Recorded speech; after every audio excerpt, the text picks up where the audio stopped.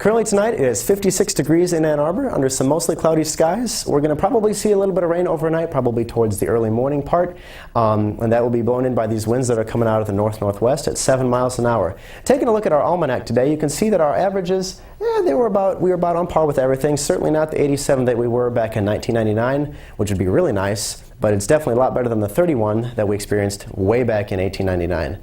So taking a look at our next slide, we've got the high temperatures around the country today. It was pretty cool here in the Midwest and towards the coast, but down in the south, the temperatures were still probably in the 60s and 70s, which is reasonable for this time of year. It also makes sense given the low pressure system we have sitting on the east coast. Taking a look at our current radar tonight, you can see a lot of backscatter, but currently we have a low pressure system that is sitting here in Virginia, and it's going to be sweeping its way up the east coast over the next 24 hours. One of these rain bands is right here in Michigan, and you can see that that's going to be coming and actually going from east to west over our state, which is a little bit different, but it usually is always a sign that we will get some sort of precipitation.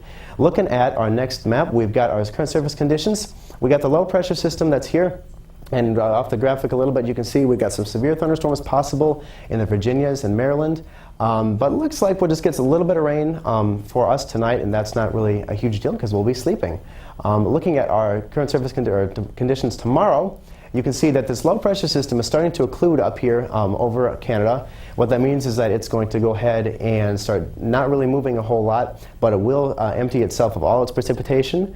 And thankfully, it looks like we were a little bit out of that rain band, so we're not going to actually get any precipitation come about tomorrow afternoon and then for the next couple of days. So taking a look at our conditions for tonight, low will be 54. Again, overcast. We'll have some showers coming in the morning, and the winds will be out of the north-northwest at 7 to 10 miles an hour.